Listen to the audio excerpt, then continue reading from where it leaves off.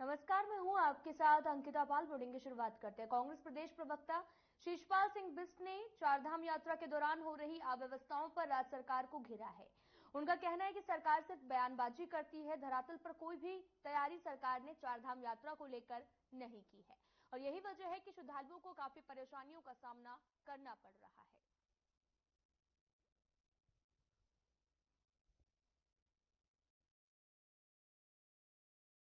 चारधाम यात्रा की शुरुआत में ही जिस तरीके से अव्यवस्थाएं हावी हो गई हैं, उससे साफ पता लग रहा है कि सरकार ने जो है चारधाम यात्रा को गंभीरता से नहीं लिया, कोई होमवर्क नहीं किया, कोई तैयारी नहीं की। विपक्ष लगातार जो है सरकार को चेतावनी का काम कर रहा था। यमुनोत्री धाम के पैदल मार्ग में जिस तरीके से श्रद्धालुओं का जन सैलाब उमड़ा, वहां पर प्रशासन की कोई व्यवस्थाएं नजर नहीं आई। आप देखिए कि हजारों श्रद्धालुओं को जो है दर्शन किए बिना जो है वापस जाना पड़ा।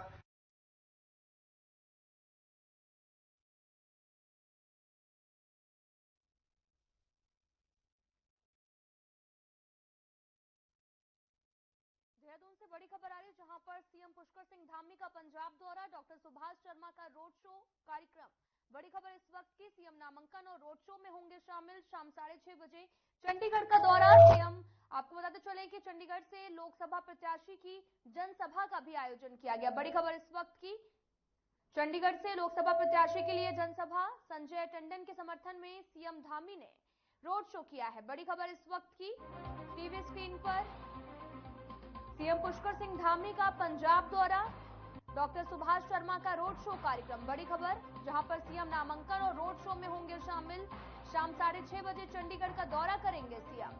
चंडीगढ़ से लोकसभा प्रत्याशी की जनसभा का आयोजन किया गया। बड़ी खबर इस वक्त की, सीएम पुष्कर सिंह धामी का पंजाब दौरा होने वाला है। डॉक्टर सुभाष शर्मा का ये रोड शो कार्यक्रम रखा गया और साथ ही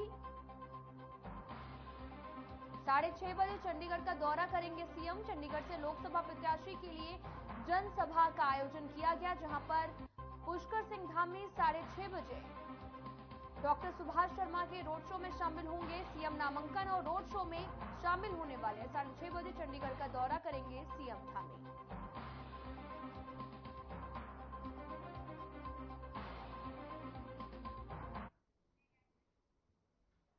राजधानी देहरादून के पटाखा फैक्ट्री में आग लगने की घटना सामने आई। घटना की सूचना मिलते ही अग्निशमन और पुलिस फोर्स पहुंची घटनास्थल पर और बड़ी मुश्किलों के बाद फैक्ट्री में लगी आग पर काबू पाया गया है। साथ ही आपको बताते चलें कि पहले भी फैक्ट्री में ऐसा हादसा हो चुका है।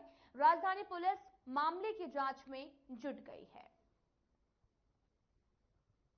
आप तस्वीरें देख सकते हैं। दरअसल पटाखा फैक्ट्री में आग लगने का मामला सामने आया। क्लेमेंट टाउन थाना क्षेत्र का ये पूरा मामला बताया जा रहा है। फिलहाल पुलिस भी मौके पर पहुंची है और मामले की जांच भी लगातार जारी है। तो वहीं फायर विभाग भी मौके पर पहुंचा और आग पर काबू पाया गया। आप तस्वीरें देख सकते हैं। कड़ी मशक्कत के बाद फायर ब्रिगेड मौके पर पहुंची और आग पर काबू पाने का प्रयास किया गया। खबर रुड़की से है, जहां पर गर्मी से आम जनता परेशान है। पीने के पानी की कोई भी व्यवस्था नहीं है। वाटर कूलर काफी दिनों से खराब पड़ा है और इसके साथ ही यात्री नाले के पानी की बदबू और गर्मी और पीने के पानी से काफी ज्यादा परेशान है। इस संबंध में नगर पालिका परिषद में मौजूद अभिशासी अधिकारी ने बताया कि पूरा मामला मेरे संज्ञान में है, जल्द ही सभी व्यवस्थाओं को दुरुस्त भी कर लिया जाएगा।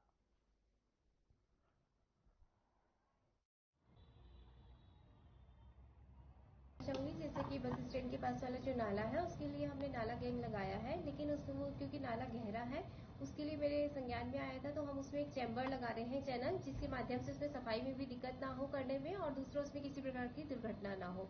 इसके लिए आज सुबह ही मेरे द्वारा जेई को निर्देश दिए गए थे। और दूसरी बात, जो वहाँ पर वाटर कूलर लगा गया है वो पूर्व में नगर पालिका के द्वारा ठीक किया गया था, लेकिन किसी अराजक तत्व के माध्यम से वो दोबारा खराब हो गया है। की सुविधा होनी चाहिए और यात्रियों को बहुत दिक्कत है, तो इतनी व्यवस्था तो यात्रियों के लिए होनी चाहिए ना। कौन जिम्मेदार है? प्रशासन ही जिम्मेदार है, जो यहाँ का प्रशासन है, और कौन जिम्मेदार है? पानी का जो फ्रिज बंद पड़ा है, पानी का फ्रिज बंद पिया है, कभी हाथ नहीं धो सकते, कभी पैर नहीं धो सकते, कभी पानी नहीं पी सकते। तो ये चीज की व्यवस्था तो पब्लिक के लिए होनी चाहिए। और जो गर्मी इतनी ज्यादा हो रही है कि आदमी चक्कर खा के गिर रहे हैं यहाँ से। तो तो मैं तो यही कहूँगा प्रशासन अपना काम करे। चारधाम यात्रा शुरू हो चुकी है, मगर जो है मंगलोर की अगर बात की है, मंगलोर बस स्टैंड पर यात्रियों का आना जाना लगा रहता है।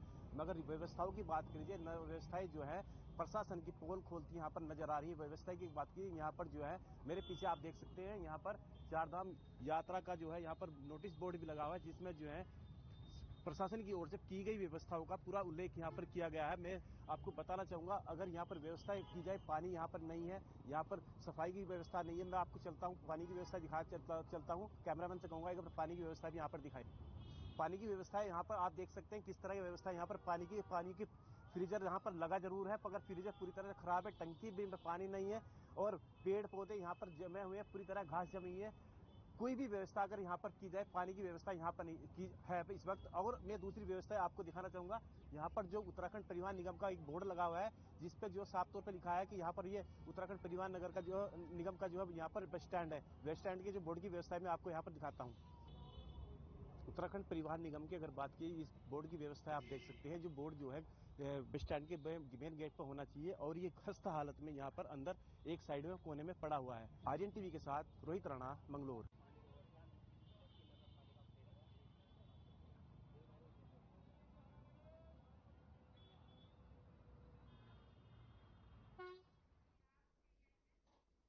रुड़की के मंगलौर में सेंट मार्क स्कूल के छात्र अभिनव ने सीबीएसई बोर्ड में हाई स्कूल में आपको बताते चले कि 98.6% अंक हासिल किए हैं। अभिनव का रिजल्ट आने के बाद में पूरे परिवार में खुशी का माहौल है। सभी लोगों को मिठाई बांट रहे हैं और इसके साथ ही परिजनों ने एक दूसरे को भी मिठाई खिलाई है और अपनी खुशी का इजहार भी किया। साथ ही आपको बताते चले कि मंगलौर के नजरपुर के रहने वाले अधिवक्ता बलजोर सिंह के बड़े बेटे ने भी ये मुकाम हासिल किया है। उनके और भी 2 बच्चे हैं और साथ ही अभिनव की इच्छा है कि बड़ा होकर वो डीएम बने। वहीं उसके माता पिता भी चाहते हैं कि अभिनव बड़ा होकर देश की सेवा भी करे।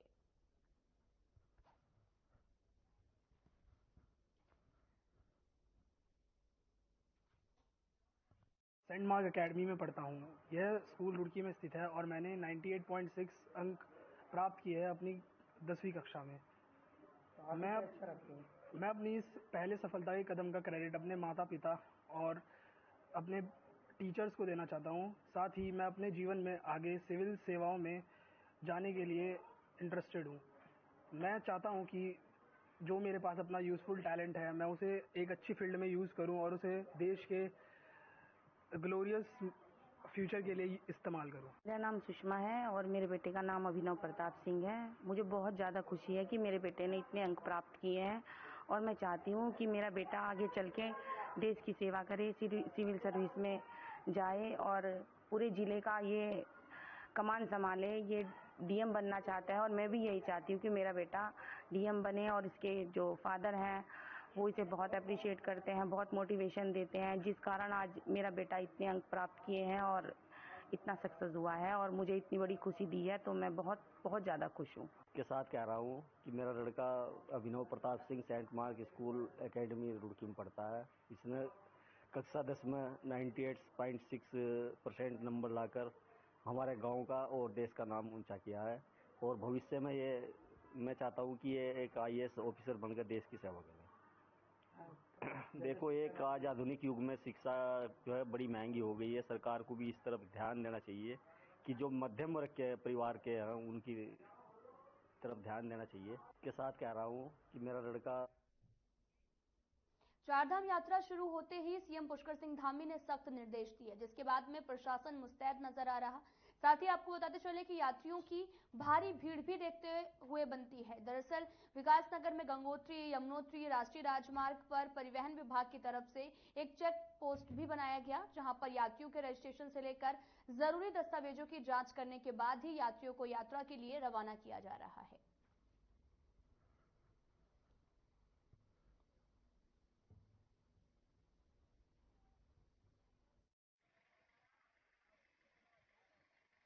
अभी जो ये विकासनगर में कटापत्थर में एक चेक पोस्ट आरटीओ की खोली गई है। ये पहले डामटामा हुआ करती थी। यहाँ से बसों को चेक करके फिटनेस देखते हुए रवाना किया जा रहा है और जिस तरीके से वहाँ पे यात्रियों की संख्या बढ़ रही है उसको कंट्रोल करते हुए यहाँ से गाड़ियाँ छोड़ी जा रही हैं। उसके साथ साथ जो नज़दीक में हमारे ढाबे रेस्टोरेंट हैं उनको रेट लिस्ट वगैरह चस्पा की गई है और उसके साथ ही जहाँ जहाँ पे हमारे रहने की व्यवस्था स्कूल में आश्रमों में हमारे द्वारा रुकने वगैरह की व्यवस्था भी उनके लिए की गई।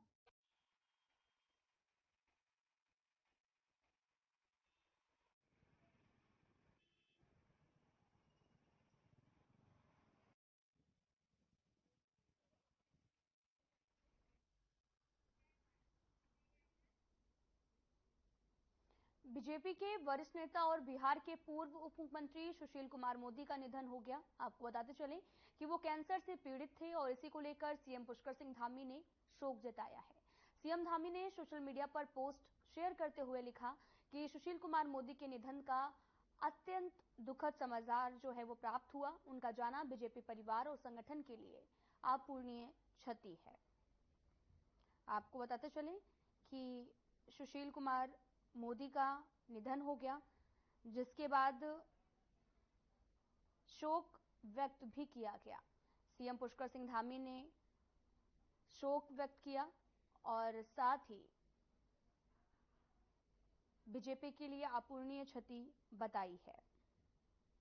आपको बताते चलें कि पूर्व उप मुख्यमंत्री सुशील मोदी के निधन पर राष्ट्रपति द्रौपदी मुर्मू, पीएम नरेंद्र मोदी, सीएम नीतीश कुमार और साथ ही यूपी के सीएम योगी आदित्यनाथ, एमपी के सीएम डॉक्टर मोहन यादव, राजद सुप्रीमो लालू प्रसाद यादव समेत देश के वरीय नेताओं ने श्रद्धांजलि अर्पित की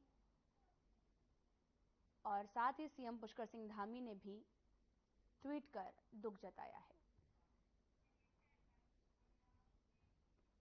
खबर लालकुआं से है, जहां पर निकाय चुनाव की सरगर्मियां तेज हो गई हैं, जिसके चलते भारतीय जनता पार्टी के वरिष्ठ नेता जगदीश अग्रवाल ने सामान्य सीट होने पर अपनी दावेदारी पेश की है। उन्होंने कहा कि यदि पार्टी आलाकमान उन पर भरोसा करती है तो वे पार्टी को निराश नहीं करेंगे। विकास कार्यों के क्रम में उन्होंने कई मुद्दों पर चर्चा की और कहा कि यदि उन्हें मौका मिलता है तो वे अस्पताल का उच्चीकरण करवाएंगे, साथ ही बस स्टॉप की भी व्यवस्था करेंगे ताकि यात्रियों को परेशानियों का सामना न करना पड़े। इसके अलावा घटिया क्वालिटी की जो भी सोलर लाइटें नगर क्षेत्रों में लगाई गई हैं उनके स्थान पर बेहतर सोलर लाइट लगवाई जाएगी और ऐसे में कई मुद्दों पर उन्होंने ये भी कहा कि यदि जनता उन पर भरोसा जताती है तो वे विकास कार्यों के लिए नए आयाम भी स्थापित करने का काम करेंगे। आपको बताते चलें कि बीजेपी नेता जगदीश अग्रवाल ने दावेदारी ठोकी है और विकास कार्यों में नए आयाम स्थापित करने की बात भी कही। निकाय चुनाव की सरगर्मियां भी लगातार उत्तराखंड में तेज हैं, तो वहीं आपको बताते चलें कि बीजेपी नेता जगदीश अग्रवाल ने भी अपनी दावेदारी ठोकी है। दरअसल आपको बताते चलें कि निकाय चुनाव नजदीक हैं और जिसको लेकर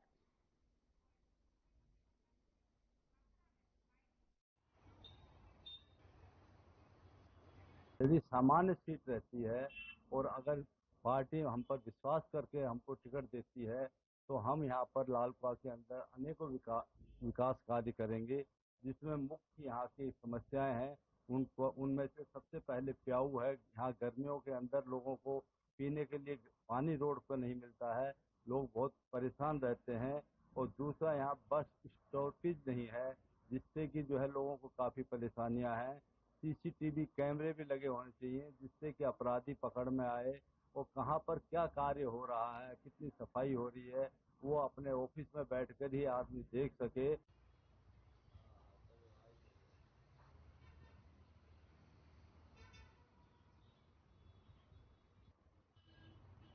यदि सामान्य सीट रहती। बीजेपी विधायक विनोद चमोली ने केंद्र सरकार से तीर्थ यात्राओं के लिए बजट की मांग की है। उनका भी कहना है कि केंद्र सरकार को कम से कम प्रदेश को 1000 करोड़ का बजट देना चाहिए। उन्होंने ये भी बताया कि उत्तराखंड में चारधाम यात्रा समेत अन्य धार्मिक यात्राओं में भी पहुंच रहे करोड़ों श्रद्धालुओं के लिए इस बजट से अवस्थापना सुविधाओं का विकास किया जा सकता है। साथ ही ये भी कहा कि उत्तराखंड राज्य 1.25 करोड़ की जनसंख्या वाला जो प्रदेश भी है, लेकिन प्रदेश में आने वाले श्रद्धालुओं की संख्या लाखों करोड़ों में है और ऐसे में इन श्रद्धालुओं की अब स्थापना सुविधाओं के लिए भी केंद्र की ओर से बजट दिया जाना चाहिए।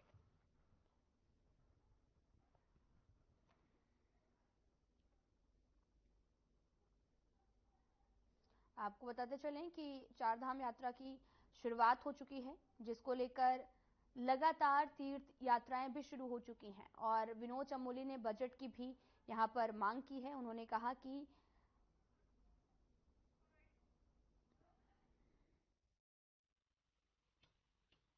उत्तराखंड को अगर आप देखते हैं, हम 1.25 करोड़ की पॉपुलेशन है, लेकिन यदि आप यहाँ फ्लोटिंग पॉपुलेशन के बारे में अगर बातचीत करें तो आपको ध्यान होगा जब कांवड़ चला तो 5 करोड़ लोग यहाँ पर आए। ऐसे ही हमारी जो यात्रा है, पिछली बार लगभग 56 लाख लोग तीर्थ यात्री यहाँ पर आए। उसके अलावा भी विभिन्न पहलू है पर्यटन के जिस पर लोग यहाँ पर आए, तो अगर वो संख्या भी काउंट की जाएगी तो 1.5-2 करोड़ से कम वो भी नहीं निकलती है।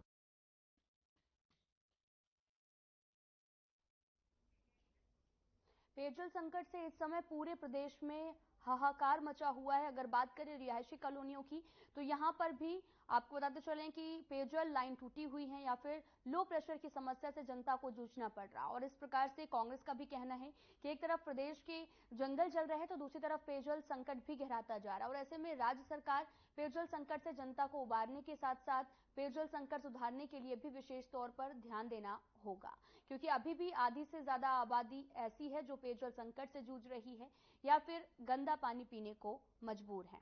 आपको बताते चले कि उत्तराखंड में तापमान बढ़ने के साथ पेयजल संकट का खतरा भी लगातार बढ़ता जा रहा है। न केवल नगरीय क्षेत्रों में बल्कि ग्रामीण क्षेत्रों में भी पीने की पानी की उपलब्धता जो है वो काफी ज्यादा मुश्किल में पड़ती नजर आ रही। कई क्षेत्र ऐसे हैं जहां पर टैंकरों से भी पानी मंगाकर लोग गर्मियों में अपनी प्यास बुझाने के लिए मजबूर हैं।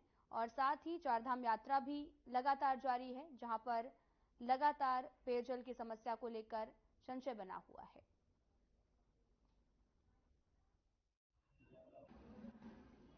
पानी की स्थिति यहाँ बहुत ज्यादा खराब है। अभी 2-3 दिन पहले सोमेश्वर में बादल फटे थे उधर, तो उससे क्या हो गया, जितना मलबा है और जितना मतलब गंदा सब कोसी में भर गया। कुछ इनकी ऐसी व्यवस्था है नहीं कि ये मलबा जो है नदी में ना जाए। अब क्या हो रहा है, कितना भी ये फिल्टर करें, कुछ पहले तो इनके पंप ही बंद हो गए हैं, पंप नहीं चल रहे। 2-3 दिन पानी की बिल्कुल परेशानी है। इस समय हम लोग जो है पार्किंग में बैठते हैं और हमें मालूम है कि यहाँ के होटलों में तक पानी नहीं है। टूरिस्ट इतना परेशान है कि मतलब कह रहे हैं कि वहाँ नहाने का पानी नहीं है, कुछ नहीं है। जब होटलों में पानी की व्यवस्था नहीं है तो लोगों के घरों में कहाँ से होगी।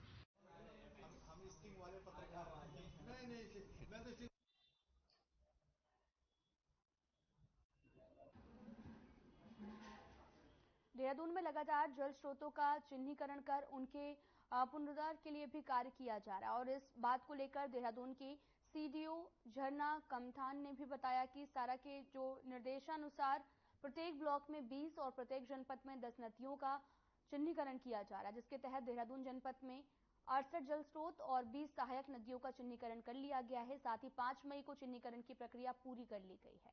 अब इस चिन्हित जल स्रोत और नदियों में वाटर ट्रीटमेंट का कार्य भी शुरू किया जाएगा।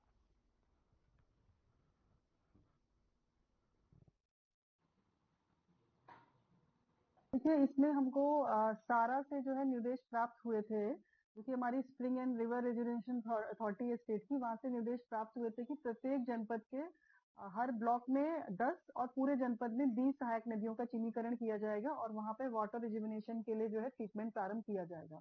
तो इसमें हमने प्राप्त निर्देशानुसार पूरे जनपद में 68 सोर्सेज को और 20 सहायक नदियों को चिन्हित कर लिया है। ये कार्रवाई हमने 5 मई तक कर ली थी और 6 मई से उसमें उपचार की कार्रवाई जो है प्रारंभ कर दी गई है।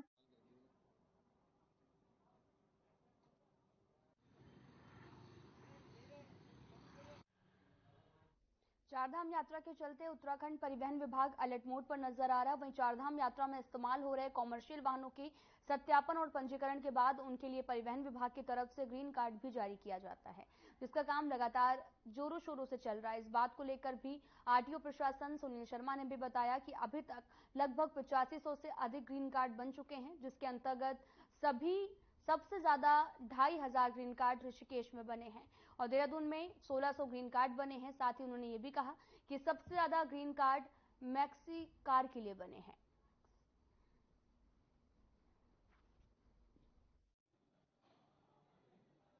देखिए, आज की जो लेटेस्ट रिपोर्ट है, अब तक 8,500 से ज्यादा ग्रीन कार्ड बन चुके हैं, जिसके अंतर्गत सबसे ज्यादा 2500 ग्रीन कार्ड हमारे ऋषिकेश में बने हैं और लगभग इतने ही ग्रीन कार्ड हरिद्वार में बने हैं।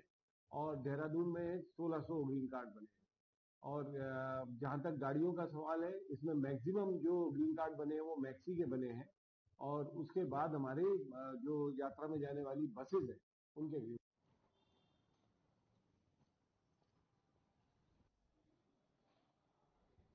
चारधाम यात्रा में इस्तेमाल किए जा रहे घोड़े और खच्चरों के उपचार और देखभाल के लिए प्रत्येक धाम में पशु चिकित्सक तैनात किए गए हैं, जिसके साथ देहरादून जनपद से भी करीब 16 कर्मियों को तैनात किया गया। इस बात को लेकर देहरादून के मुख्य पशु चिकित्सक अधिकारी डॉक्टर विद्यासागर कापड़ी ने भी बताया कि यमुनोत्री धाम में देहरादून से सबसे ज्यादा 16 कर्मी तैनात किए गए। साथ ही उन्होंने ये भी कहा कि सभी जनपदों से तैनाती की अनुसूची भी बनाई गई, जिसमें देहरादून की तरफ से 8 मई से आपको पता चले कि 22 मई तक पहली अनुसूची और अगली अनुसूची 6 जून से 21 जून तक तय की गई है।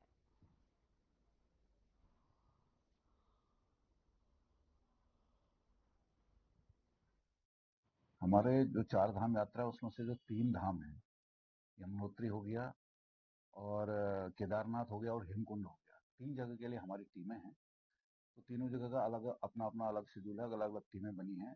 जहाँ तक यमुनोत्री में सबसे ज्यादा हमारी टीम लगी हुई है। यमुनोत्री में 16 कार्मिक हमारे लगे हुए हैं, और जो अलग अलग शेड्यूल है उसमें 8 मई से 22 मई तक का पहला शेड्यूल है, 6 जून से लेकर 21 जून तक का दूसरा शेड्यूल है जिसमें हमारे कार्मिक लगे हैं, 5 अगस्त से लेकर के 20 अगस्त तक का एक तीसरा शेड्यूल है।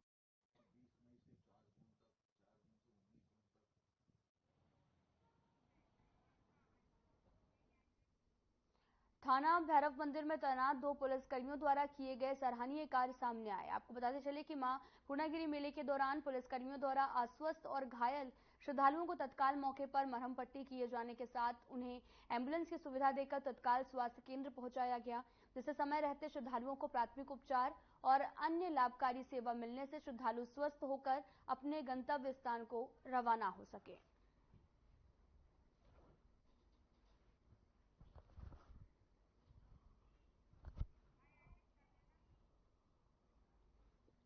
आपको बताते चलें कि घायल श्रद्धालुओं को अस्पताल पहुंचाया गया है। श्रद्धालुओं का यहां पर प्राथमिक उपचार भी कराया गया।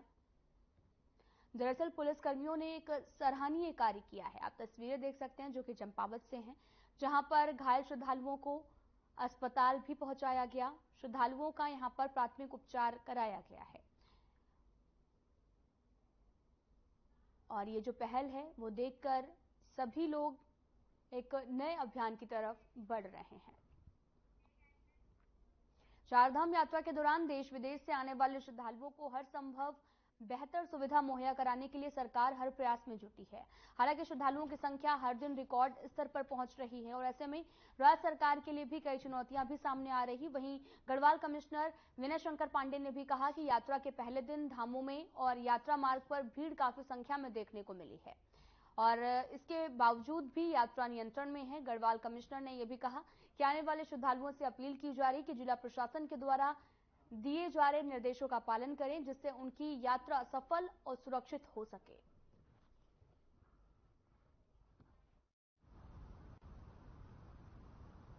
देखिए, चारधाम यात्रा हमारे प्रदेश की बहुत ही महत्वपूर्ण यात्रा होती है, और यात्रा सुगम हो, सुरक्षित हो, इसके लिए माननीय मुख्यमंत्री जी का बड़ा ही स्पष्ट निर्देश सभी ब्यूरोक्रेसी को, जिला प्रशासन को, यात्रा संगठन के सभी लोगों को दिया गया है कि यात्रियों को किसी भी प्रकार की दिक्कत का सामना न करना पड़े।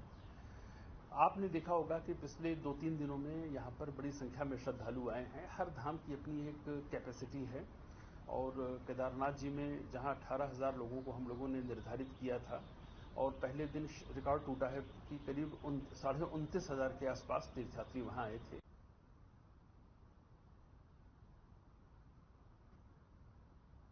आपको बताते चलें कि गढ़वाल कमिश्नर ने अपील भी की है, प्रशासन के निर्देशों का पालन करने की अपील की गई। दरअसल आपको बताते चलें कि लगातार श्रद्धालुओं का तांता लग रहा है, जिसको लेकर गढ़वाल कमिश्नर ने अपील की कि शांति व्यवस्था को बनाए रखें, प्रशासन के निर्देशों का पालन भी करें, ताकि किसी तरीके की कोई भी परेशानी किसी को ना देखनी पड़े। आपको बताते चलें कि गढ़वाल में कमिश्नर ने भी अपील करते हुए श्रद्धालुओं से शांति व्यवस्था बनाए रखने और प्रशासन के निर्देशों के पालन की अपील करते हुए नजर आए हैं।